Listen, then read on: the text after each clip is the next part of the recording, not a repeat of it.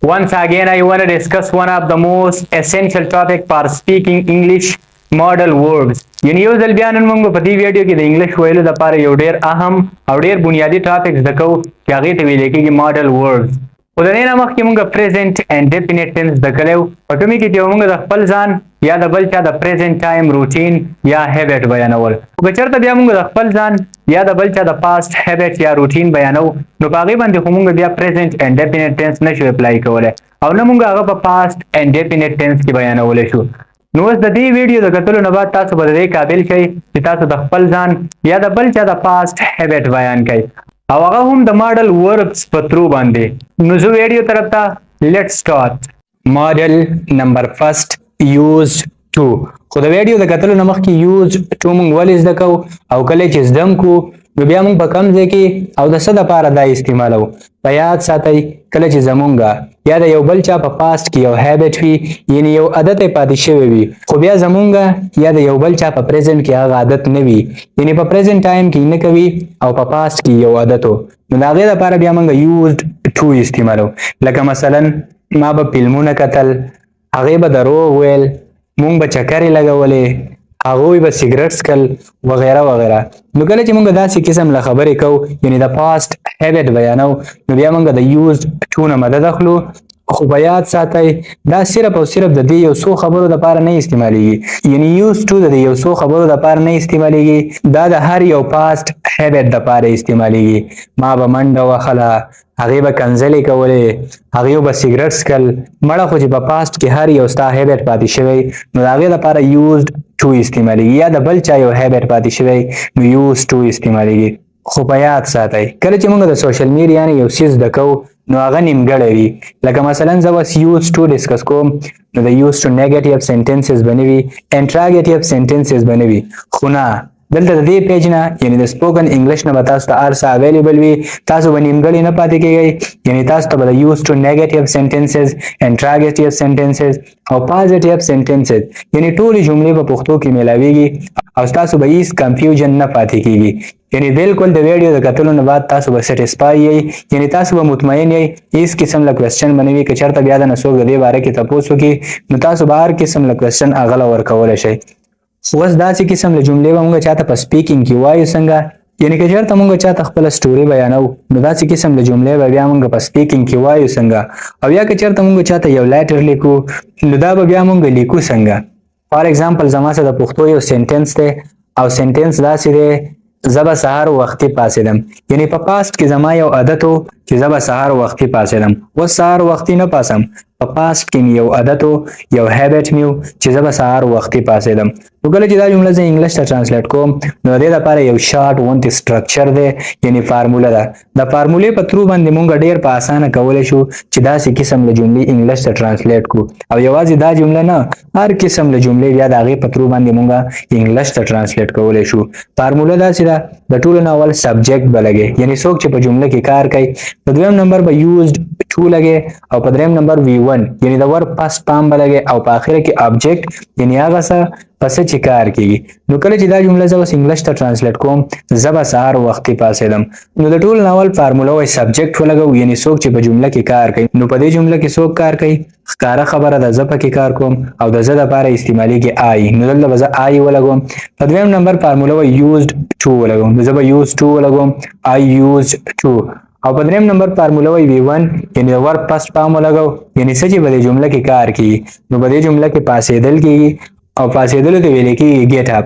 یعنې که ته چېرته چاته ویل غواړې چې راپاسه نو هغه ته بیا دا ویلی شي چې ګیټ اپ یعنې راپاسه. نو دلته به زه ګیټ اپ ولګوم او په آخره کې آبجیکټ یعنې هغه څه په څه چې کار کېږي. زه به دلته ارلی ان د مارنینګ ولګوم یعنې سهار وختي، او جمله داسې شوه I used to get up early in the morning یعنې زه به سهار وختي پاڅېدم. بل اگزامپل، هغه به فلمونه کتل، یعنې یو کس دی او زه تاته د هغه په باره کې ویم چې مړه هغه د څه نه خبر دی، هغه خو به فلمونه کتل. نو کله چې دا جمله زه انګلیش ته ټرانسلیټ کوم هغه به فلمونه کتل. د ټول ناول فارموله وایي سبجیکټ ولګوو، یعنې څوک چې په جمله کې کار کوي. نو په دې جمله کې هغه کار کوي یعنې یو کس دی او د هغه دپاره استعمالیږي هی. په دویم نمبر فارموله وایي یوز ټو ولګوو، نو دلته به زه یوز ټو ولګوم. او په دریم نمبر فارموله وایي V1 ولګوو، یعنې د ورب فرست پام ولګوو. او ورب ویل کېږي په جمله کې چې څه کار کېږي. نو دلته به زه واچ ولګوم. د فلمونو کتلو ته ویل کېږي واچ. که چېرته یو ډرامه ګورې یا یو فلم ګورې یا یو فني ویډیو ګورې نو هغې ویډیو کتلو ته ویل کېږي واچ. واچ، لوک، سی، په دې درې واړو کې فرق دی. نو د فلم کتلو ته ویل کېږي واچ او په اخره کې موویز یعنی فلمونه. او جمله داسې شوه he used to watch movies یعنی هغه به فلمونه کتل. بل اگزامپل هغه به فوټبال کوو یعنی فوټبال کول د هغه یو عادت او کرکټ له بد سره نه راتلل هغه به فوټبال لګاو یعنی فوټبال به کاو دا یو عادت. نو کله چې دا جمله زه انګلیش ته ترانسلیټ کوم نو ټول ناول فارموله وي سبجیکټ یعنی دا کار وچا کاو دا کار به هغه وکاو او د هغه د لپاره استعماليږي ده. په دویم نمبر فارموله وي used to ولګاو نو زه به used to ولګوم. او په دریم نمبر فارموله وي V1 ولګاو یعنی د ور فرست فارم ولګاو.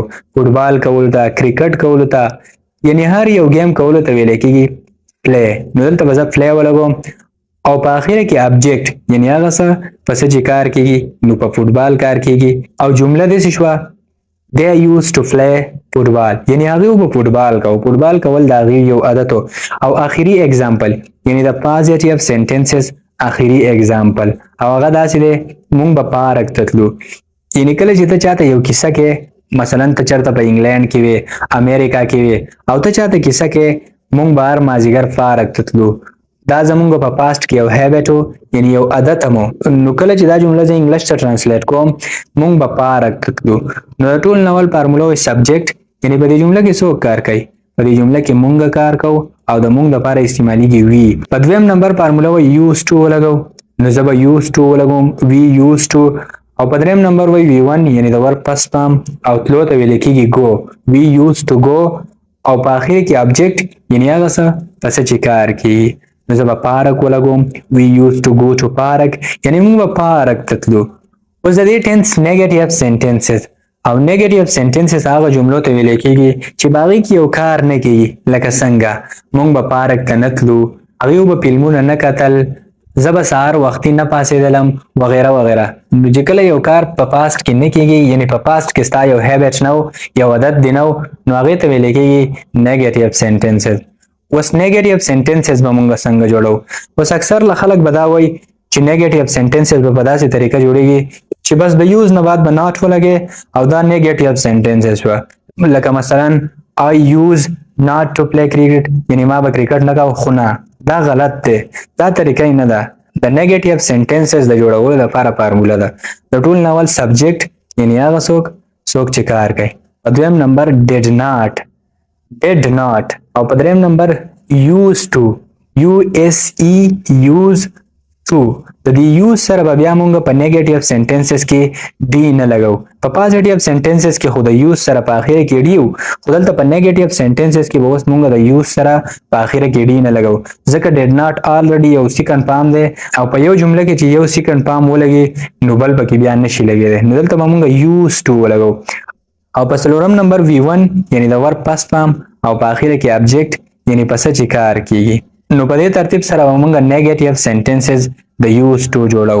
و زما سره د پښتو یو سنټنس دی یعنی د پښتو یو جمله د هغه زه انګلیش ته ترانسلیټ کوم هغې به فلمونه نه کتل یعنی د یو چا په اړه زه ویم چې هغې به فلمونه نه کتل هغې به میچونه کتل ډرامې به یې کتلې خو فلمونه به یې نه کتل یعنی نیګیټیو سنټنس دی.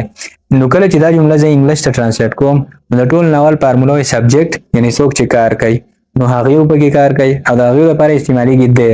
یا په دویم نمبر وایي did not ولګو نو دلته به زه did not ولګوم.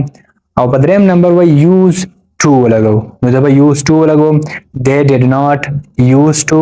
او په څلورم نمبر وایي د ور پس پام ولګو نو دلته به زه د ور پس پام ولګوم watch به ولګوم. او په اخره کې ابجیکټ یعنی هغه څه پس چې کار کېږي نو موویز به ولګوم.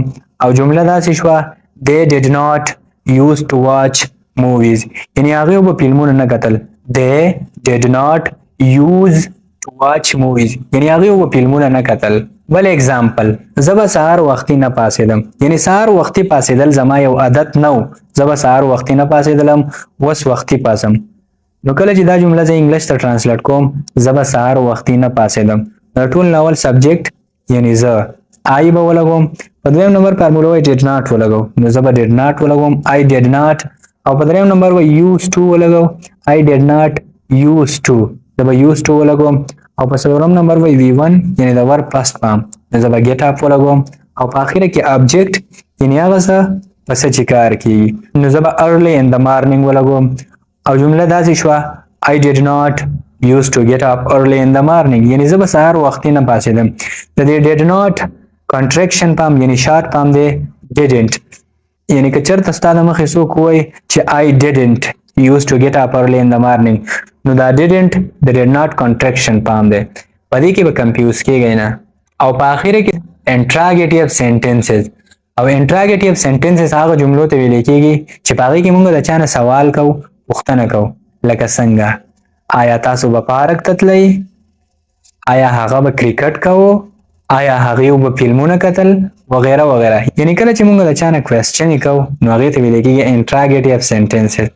اوس د used to interrogative sentences به موږ څنګه جوړو نو د دې دپاره هم یو شارټ غوندې سټرکچر دی د ټول ناول به موږ ډیډ ولګو یعنی ډیډ به اوس موږ د جملې په سر کې لګو په دویم نمبر فارموله وایي سبجیکټ ولګو یعنی هغه څوک چې کار کوي او په دریم نمبر وایي used to ولګو used نه use use ډي به پکې نه لګېږي used to او په څلورم نمبر وایي V1 یعنی د ورک فرست فارم او په آخره کې object یعنی هغه څه چې کار کېږي و زما سره د پښتو یو سینټنس دی یعنی د پښتو یو جمله ده هغه زه انګلیش ته ټرانسلیټ کوم او جمله داسې ده آیا موږ به پارک ته تلو یعنی زه ستا نه تپوس کوم آیا موږ به پارک ته تلو دا زموږ په پاس کې یو عادت و نو کله چې دا جمله زه انګلیش ته ټرانسلیټ کوم نو ټول ناول فارموله وایي ډیډ ولګو نو دلته به زه ډیډ ولګوم په دویم نمبر فارموله وایي سبجیکټ ولګو یعنی هغه څوک چې په دې جمله کې کار کوي نو په دې جمله کې څوک کار کوي موږ پکې کار کوو نو د موږ دپاره استعمالیږي وي نو زه به وي ولګوم په دریم نمبر فارموله وایي used to ولګو نو دلته به زه used to ولګوم او په څلورم نمبر وایي V1 یعنی د ور پس پام ولګو او په دې جمله کې تلل کېږي او تللو ته ویل کېږي go او په آخره کې object یعنی هغه څه پس چې کار کېږي نو په دې جمله کې به څه کار کېږي په دې جمله کې به پارک کار کېږي نو زه به پارک ولګوم او جمله داسې شوه did we used to go to park یعنی آیا موږ به پارک ته تلو او آخري اگزامپل آیا هغې به فوټبال کوو یعنی زه د یو چا په اړه تا نه تپوس کوم آیا هغې به فوټبال کوو نو کله چې دا جمله زه انګلیش ته ټرانسلیټ کوم آیا هغې به فوټبال کوو نو ټول ناول فارموله وایي ډیډ ولګو نو زه به دلته ډیډ ولګوم بیا فارموله وایي سبجیکټ ولګو یعنی هغه څوک چې په جمله کې کار کوي نو هغې په جمله کې کار کوي او د هغې دپاره استعمالیږي دی ډیډ دی او په دریم نمبر فارموله وایي used to ولګو نو زه به دلته used to ولګوم ډیډ دی used to په څلورم نمبر فارموله وایي V1 یعنی د ور پست پام ولګو نو دلته به زه پلی ولګوم د دې نه مخکې ما تاسو ته وویل چې د هر یو ګیم کولو دپاره استعمالیږي پلی دلته به زه پلی ولګوم او په آخره کې object یعنی هغه څه په څه چې کار کېږي نو په فوټبال کار کېږي نو زه به فوټبال ولګوم او جمله داسې شوه did they used to play football یعنی آیا هغې به فوټبال کوو did they used to play football یعنی آیا هغې به فوټبال کوو او sign up interrogation به ورسه په آخره کې لګوئ یعنی سوالیه نشان به ورسه په آخره کې لګوئ ځکه چې دا interrogative sentences دي یعنی پوښتنه یا سوال پکې کېږي